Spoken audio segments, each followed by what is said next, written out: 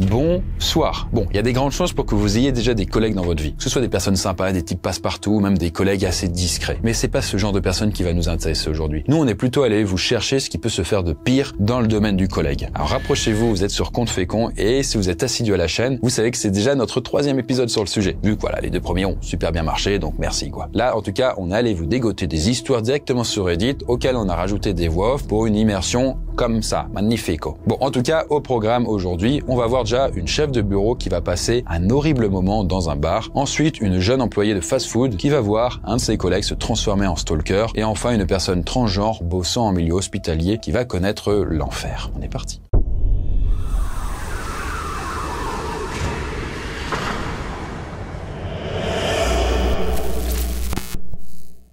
Alors cette première histoire est partagée par Bianca Neve et elle date de 2009. Sachant que bon, pour vous dire, à l'époque, Bianca elle a 24 ans, elle travaille comme chef de bureau dans une grande entreprise d'architecture et de design. Et là, elle nous indique qu'il y avait pas mal de monde qui bosse dans son bureau, mais que les gens qui travaillent sur les chantiers ne viennent sur place qu'en fin de journée. Bon, Bianca nous dit que la majorité en fait des ingénieurs, ce sont des hommes d'âge moyen, avec un humour un peu beauf quoi, mais qui sont quand même assez inoffensifs selon ses dires. Mais bien entendu, ça va pas rester comme ça bien longtemps.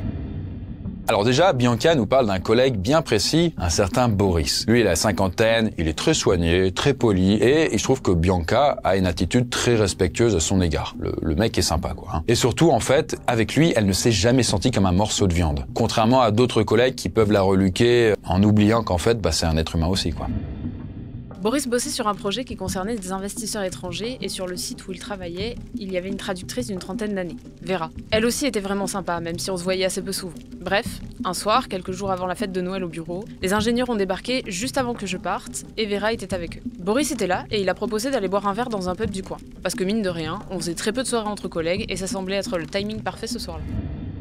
Mais au final, presque tout le monde est occupé, ils se retrouvent donc à 3. Boris, Vera et Bianca. Et là, le trio atterrit dans un pub, complètement miteux et juste à côté de leur bureau. Bon là, au début, la soirée est agréable, ça décolle, ça envoie du vin rouge, tout va bien. Mais le problème, c'est que plus le temps passe, plus Bianca se sent mal à l'aise en compagnie de Boris, le fameux mec irréprochable. Enfin, théorie. Parce que habituellement, en fait, Boris il a une aura paternelle. Il est plein de bienveillance, il a 50 ans et tout. Sachant qu'elle, je vous le rappelle, elle avait 24 ans. Ça aurait pu être sa fille. Mais là, à mesure que la boisson et l'alcool dans le sang commencent à monter, il se met à dégager quelque chose de différent.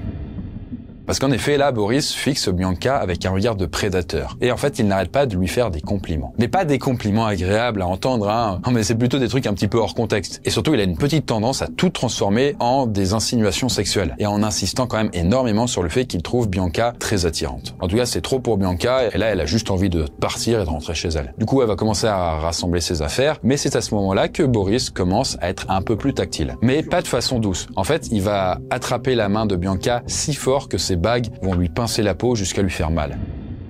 Et du coup, après ce moment de flottement un peu désagréable, Bianca quitte le bar, mais vite suivie par Boris et Vera qui, eux, ont bien envie de continuer la soirée avec elle. Et du coup, ils vont insister pour aller dans un nouveau bar. J'aurais dû écouter mon instinct et refuser, mais au lieu de ça, je me suis laissé convaincre. J'étais vraiment mal à l'aise. Mais je savais pas comment réagir, entre autres parce que je déteste la confrontation. Le deuxième pub était encore plus sombre que le premier, et on s'est retrouvé à une table au 2e étage. Il n'y avait personne autour de nous, et Boris s'est installé en face de moi. Ce qu'il a fait, fixer ma poitrine. Sans aucune honte, alors qu'en plus je portais une tenue tout à fait normale. Le seul truc qui me rassure, façon de parler, c'est la présence de Vera qui fait que je ne suis pas en tête-à-tête avec lui. Même si elle est déjà bien imbibée, et elle n'a surtout aucunement conscience de mon malaise face au sous-entendu sexuel de Boris. Bon, là le problème c'est qu'à un moment, Vera, elle se lève pour aller aux toilettes. Elle va alors laisser Bianca en tête-à-tête, malgré elle, avec Boris.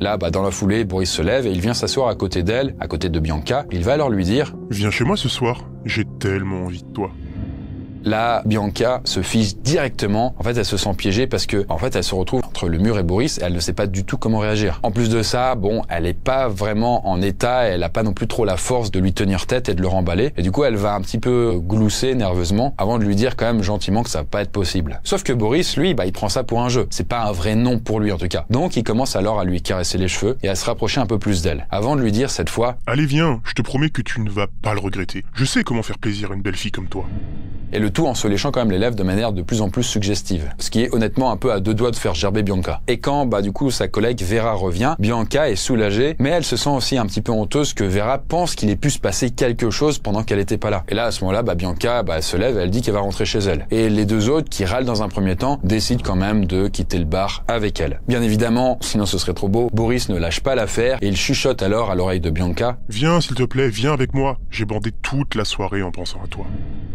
Bon, une fois dehors, Bianca remarque qu'il n'y a pas le moindre taxi et qu'elle va donc devoir marcher jusqu'à l'arrêt de bus avec les deux autres. Et le hasard faisant plutôt mal les choses là, c'est le bus de Vera qui arrive en premier.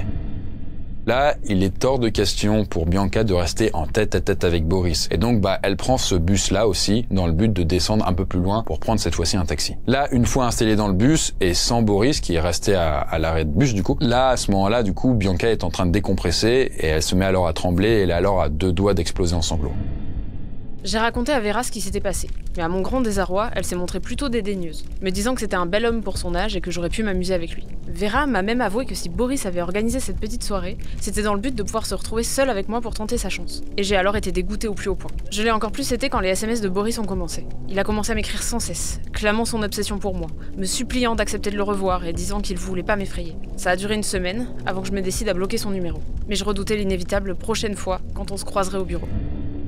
Alors finalement, Bianca s'est confiée sur cette affaire à un autre collègue de bureau qui se trouvait en fait être la nièce du grand patron. Et cette fois-ci, heureusement, elle l'a pris au sérieux, surtout quand elle lui a montré les messages sur son téléphone. Là, Bianca n'a pas revu Boris de la semaine et après les vacances de Noël, elle a appris qu'il était retourné dans sa ville natale. Alors bon, elle ne sait pas exactement s'il a démissionné ou s'il s'est fait dégager, mais à son grand soulagement, elle ne l'a plus jamais revu et elle n'a plus jamais entendu parler de lui. En tout cas, Bianca termine son témoignage en disant que malheureusement, c'était pas la première fois qu'une autre femme réagissait comme Vera à ce genre d'affaires et que, hélas, toutes les femmes ne sont pas non plus enclines à la solidarité et à l'empathie. Voilà, on continue avec notre deuxième histoire.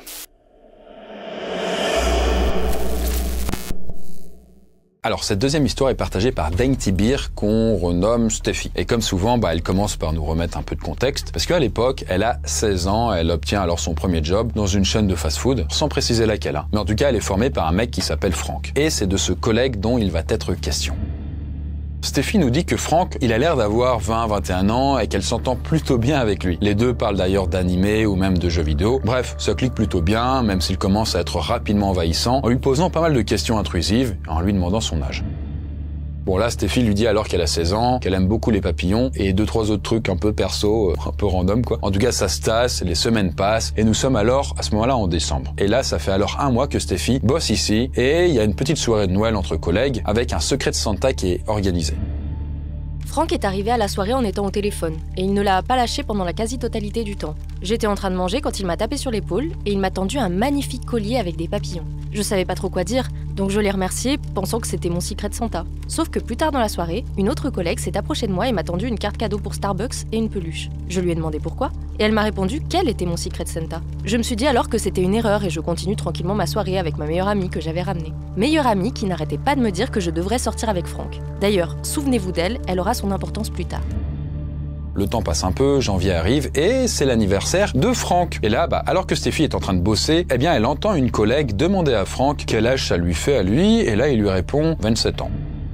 Bon, à ce moment-là, Steffi, elle fait « Ah oui, du coup, il paraît plus jeune que ce que j'imaginais parce qu'elle lui donnait 20-21. » En tout cas, elle nous précise qu'à ce moment-là, dans son témoignage, à chaque fois qu'ils bossaient ensemble, Franck prenait des photos d'elle. Des photos pas si discrètes que ça parce que, elle le remarquait. Et du coup, il se mettait à faire des commentaires sur ses cheveux, sa peau, ses yeux. Mais bon, vu que Steffi, elle avait pas envie de faire de vagues, elle se contentait juste de sourire poliment tout en lui demandant quand même d'arrêter. En tout cas, le temps passe et on arrive alors en mai 2020. Et là, ça fait un peu plus de 6 mois que Steffi bosse ici et son anniversaire approche. Et alors qu'elle s'apprête là à bosser ce jour-là, elle voit Franck surgir derrière elle, chargé de cadeaux, ce qui va quand même un peu l'étonner, elle, vu que à ce moment-là, Franck n'est pas censé bosser. Et aussi et surtout, en fait, elle se demande comment il connaît la date de son anniversaire. Parce que, en fait, elle n'aime pas le fêter et qu'elle a pas donné d'informations à des gens. Elle n'a pas donné sa date de naissance. Là, Franck commence alors à coller Steffi avant qu'elle n'arrive à s'en débarrasser pour commencer à bosser. Bon, ça c'était un petit épisode, le temps continue à passer et 3 mois plus tard, Steffi quitte enfin ce job qui lui pourrit la vie. Car, en vérité, Franck n'est pas le seul problème.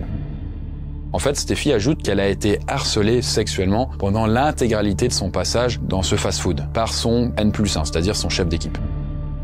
Les choses ont vraiment empiré lorsque l'ex-meilleur ami dont j'ai parlé plus tôt a commencé à montrer des photos à mes collègues, y compris Franck et le chef d'équipe. Et je parle de photos très explicites de moi qu'elle avait volées sur mon téléphone. J'étais très peu sûre de moi à l'époque et j'étais dans une relation abusive, alors je donnais tout ce que mon ex-copain me demandait. Lors de ma dernière semaine, tout le monde parlait du licenciement de ce chef d'équipe pour harcèlement sexuel. À un moment, Franck et moi faisions la vaisselle et le sujet a été abordé. Et je lui en ai parlé maladroitement, sachant que tout le monde connaissait mon histoire. Là, Stéphie alors détaille à Franck son cauchemar. En fait, elle dit que son chef d'équipe l'attrapait souvent par les fesses, il lui caressait les cuisses, il lui disait sans cesse qu'il aimerait qu'elle ait de plus gros seins et qu'il lui ferait tout type de choses en fait s'il pouvait. Bref, le genre de truc bien glauque quand t'as clairement pas envie. Et d'autant plus quand t'as 16 ans. Et là, alors que Stéphie espérait un peu d'aide psychologique, en lui partageant un petit peu ses problèmes et un petit peu de connivence, en fait, ce dernier, il a juste haussé les épaules et il a dit que ce n'était pas une raison pour le renvoyer. En tout cas, elle était allée trop loin et qu'elle a abusé, quoi. Là, Stéphie, complètement choquée, vraiment, elle s'attendait pas à ça, elle lui répond simplement qu'elle est contente de bientôt se barrer de là. Un peu de temps passe, sans doute quelques semaines, et là, pour elle, c'est un nouveau départ. Elle se bat en fait de ce fast-food. Elle rejoint un bar-restaurant en tant que serveuse. Et il se trouve qu'un soir, assez tard en fait, alors qu'elle bosse encore en terrasse, elle voit Franck s'arrêter en vélo juste devant le bar. Là, rapidement, elle pas hyper bien, elle rentre à l'intérieur où elle voit alors ses collègues qui rigolent. Et là, ces derniers, qui ont pas l'air d'être trop au courant, ils lui disent un truc du style « C'est trop mignon que ton copain prenne des photos de toi pendant que tu bosses. Et en plus, il arrête pas de nous parler de toi. » Là, Stéphie, ça lui glace le sang parce que, en fait, elle a pas de petite amie et que la seule personne à laquelle ils peuvent faire référence, c'est ce Franck.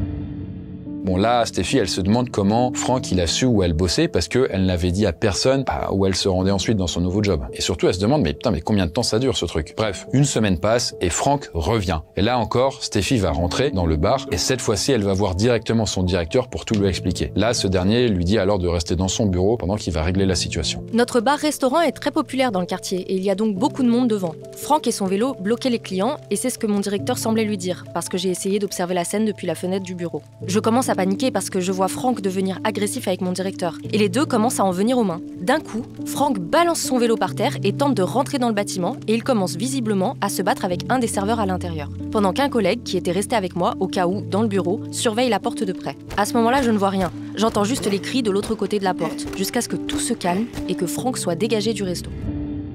À partir de ce moment-là, ses collègues l'accompagnaient jusqu'à sa bagnole, même en plein jour. Et du coup, de août à novembre, donc pas mal de mois, Franck continue de passer devant le resto sur son vélo, mais là, de l'autre côté de la route. Et il va continuer alors de prendre des photos pendant 10 minutes avant de partir. Bon, là, Stéphie ne nous précise pas si elle a contacté la police pour le signaler, mais on peut penser quand même que, non, vu qu'elle n'en parle pas. Et bon, dans tous les cas, elle est pas au bout de ses surprises. Bon, quelques temps après, fin d'année 2020, elle va faire ses courses de Noël et vu qu'elle est au volant, elle regarde dans son rétroviseur, elle voit un visage un peu trop familier, c'est celui de Franck. Bon, là, elle se dit, ça va, c'est pas grave, c'est juste une coïncidence. Mais bien sûr, non, c'était pas du tout une coïncidence. Non. En fait, il s'est mis à la suivre jusqu'au centre commercial, puis dans le centre commercial pendant tout l'après-midi. Mais aussi une fois qu'elle rentrait jusqu'à chez elle. Bon, là, Stéphie nous précise en plus que personne ne sait où elle habite et après s'être barrée du centre commercial, elle a donc conduit pendant 1 heure en faisant plein de détours et compagnie jusqu'à ce qu'enfin elle puisse semer Franck. À partir de là, elle a très rarement quitté la maison puisqu'elle était complètement terrifiée. Mais bien évidemment, ça c'est pas la fin car quelques semaines encore après, elle commence à recevoir des appels téléphoniques. Et là, à chaque fois qu'elle décroche, personne ne parle et elle entend simplement des râles, des grands bruits de respiration. Je vous ferai pas un dessin.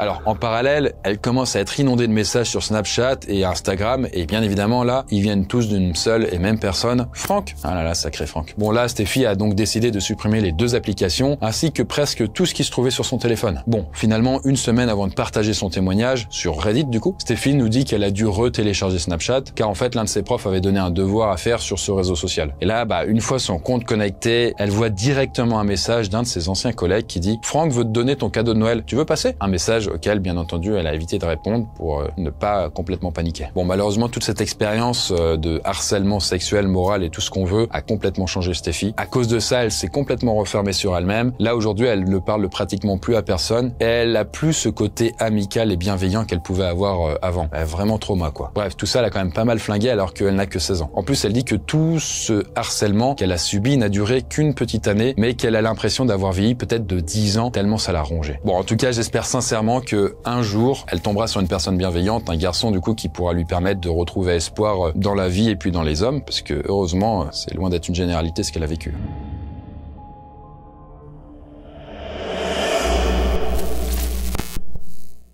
Cette troisième et dernière histoire là, qui remonte à une dizaine d'années, elle est partagée par une certaine Eclipse the Fox qu'on a décidé de renommer Marilyn. Alors déjà, elle commence son récit en nous donnant 2 infos. Déjà la première, c'est qu'elle bosse dans le milieu hospitalier en tant qu'ambulancier paramédical. Et encore la deuxième info, qui a encore plus d'importance, c'est que c'est une personne transgenre et que du coup elle se présente comme une femme au travail. En tout cas, au moment où elle partage son histoire, ça fait environ 6 mois qu'elle le fait ouvertement. Et déjà à l'époque, aux États-Unis, les personnes transgenres sont quand même des cibles de pas mal de gens. C'est assez facile de les attaquer. Alors, l'employeur de Marilyn, de son côté, avait promis une certaine inclusivité, mais plus les mois passent et plus il devient un peu plus hostile. En disant, par exemple, à Marilyn d'arrêter de se présenter comme une femme au travail.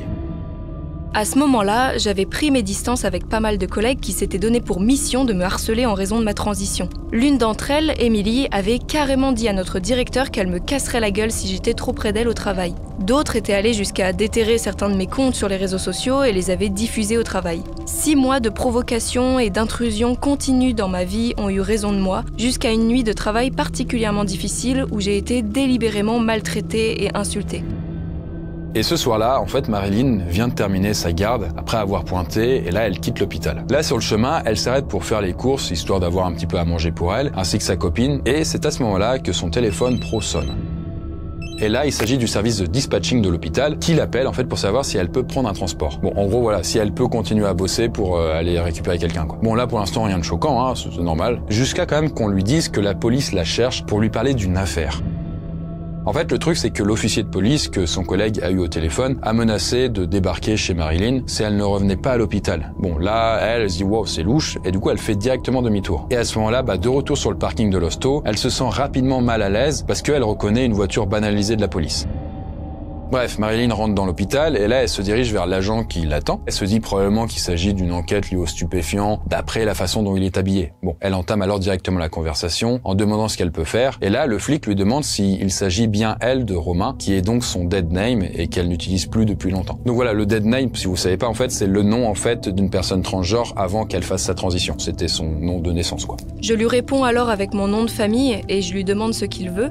Il me demande directement s'il y a un endroit privé où on pourrait parler, ce qui sonne directement comme un signal d'alarme pour moi vu qu'il cherche à m'isoler. Donc je lui dis qu'on peut aller un petit peu plus loin près des ascenseurs, c'est une zone assez fréquentée, je voulais absolument que quelqu'un puisse nous voir. Puis il me dit un truc du genre « Je vais être franc, il y a des gens qui sont inquiets pour vous au point de m'appeler. Donc j'aimerais vous emmener dans un endroit qui peut vous aider. Est-ce que vous me laissez faire ?» Bon là, sans trop de surprise, Marilyn, elle commence quand même à paniquer. Elle se dit « Mais pourquoi ce flic, il pense ça? Pourquoi est-ce qu'il est ici ?» Là, elle commence alors à le regarder de plus en plus près. Et là, elle voit alors des badges qui montrent qu'il semble appartenir à la brigade canine.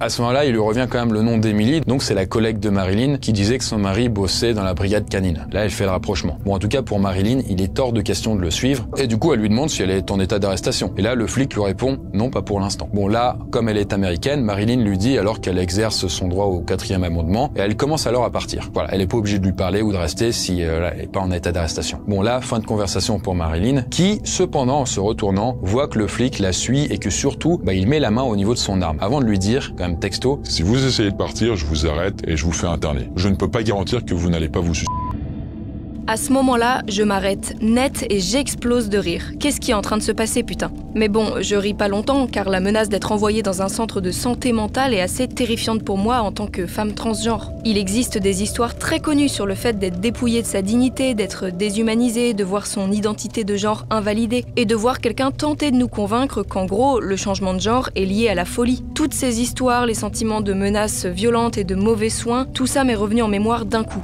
Ce qui se passait était désormais très clair, ce type essayait d'avoir une raison valable de m'arrêter et de m'emmener dans un établissement psychiatrique.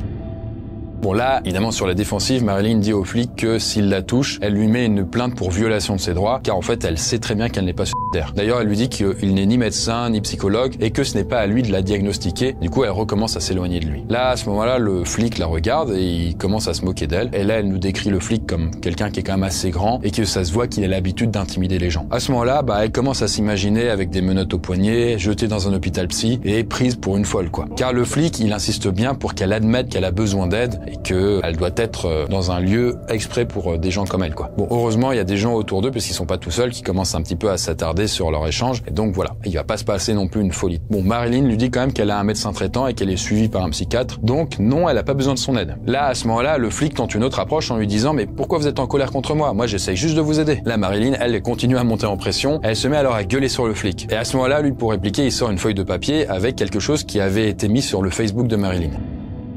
Sur ce post, j'ai ouvertement expliqué que la dysphorie est une chose insidieuse et dégoûtante et que cela pouvait vous rendre solidaire et vous dégoûter de vous-même. J'essaie alors de lui expliquer ce qu'est la dysphorie, mais il me fixe avec un sourire moqueur. Il me regarde comme si j'étais folle. J'essaye de me calmer, je respire profondément et je lui dis que je mets fin à la conversation en lui disant que je veux juste rentrer chez moi, voir ma copine et profiter des 6 heures de repos que j'ai avant de devoir recommencer à bosser. Là, le flic lui dit alors « Dites-moi que vous êtes pas solidaire » et Marilyn, elle lui dit « Oui, je suis pas solidaire ». Finalement, le flic, il a utilisé un peu toutes ses cartouches, sans mauvais jeu de mots, et il décide alors d'abandonner. Surtout que là, il y a quand même pas mal de gens qui commencent à les observer de manière un peu inquiète. Bon, avant de partir, il vérifie ses papiers d'identité et il prend quelques notes. Là, à ce moment-là, Marilyn, elle retourne au parking. Alors là, Marilyn, elle est furieuse, elle se sent humiliée, embarrassée, blessée, évidemment. Et en même temps, elle est quand même assez inquiète par rapport à ce qui pourrait suivre. Elle a peur en fait que le flic ait envie de la suivre pour l'arrêter pour n'importe quelle autre raison. Mais non, au final, elle rentre chez elle sans être suivie. Alors le lendemain, elle appelle le bureau de police local pour signaler l'incident, mais on lui dit quand même qu'il n'y a aucune trace de ce qu'elle décrit. En fait, il n'y a aucun appel qui a été passé pour cette affaire, il n'y a rien dans l'ordinateur du dispatching, il n'y a pas de trace ou même de rapport d'un quelconque contact avec un officier de police, quoi. Et en fait, en creusant, Marilyn, elle comprend que ce flic, il a fait ça comme une sorte de faveur personnelle à un autre officier de la brigade canine, en toute discrétion. Bon, de manière totalement officieuse, donc pas trop légale, quoi. Donc voilà. Suite à ça, en tout cas, elle se pose beaucoup de questions, elle se demande si ça allait pas dégénérer sur autre chose. Mais bon, en tout cas, manifestement non, parce qu'elle termine en disant que depuis, elle a démissionné, elle travaille pour une entreprise plus inclusive et un peu plus tolérante aussi. Et un petit truc important qu'elle a dû faire aussi, c'est signaler son adresse au service de police local pour qu'il n'y ait surtout pas une intervention du SWAT. Parce qu'en fait, le swatting, si vous connaissez pas, en fait, c'est quand des inconnus ou des gens proches appellent les flics pour leur dire « Ouais, je connais cette personne, elle habite à tel endroit, elle a envie de se suicider ou elle a des armes chez elle, intervenez ». Là, les flics, ils sont pas censés savoir et donc ils vont le faire, sauf qu'ils vont défoncer la porte et la personne qui s'y attend pas, du coup, elle peut paniquer et il a pu arriver en fait que des gens se soient fait tuer parce qu'ils avaient paniqué et les flics, en la voyant paniquer, ils l'ont buté, quoi. Voilà, elle a pris un petit peu ses précautions pour éviter que ça arrive. Et bien voilà en tout cas pour nos histoires du jour. Qu'est-ce que vous en avez pensé? Alors évidemment, comme vous l'avez vu en tout cas avec les 2 premières histoires, c'est vrai que du coup les filles sont beaucoup plus sujettes à ça. Bon, n'hésitez pas à me dire qu'est-ce que vous en avez pensé, tout ça. Alors j'avoue, ces histoires ne se sont pas passées en France, mais il y a quand même moyen de pouvoir s'identifier assez facilement à ce qu'elles ont vécu. Voilà, si vous avez vécu des choses délicates avec vos collègues, n'hésitez pas à en parler. Et sur ce, nous, on se retrouve pour une nouvelle vidéo prochainement. Bye bye.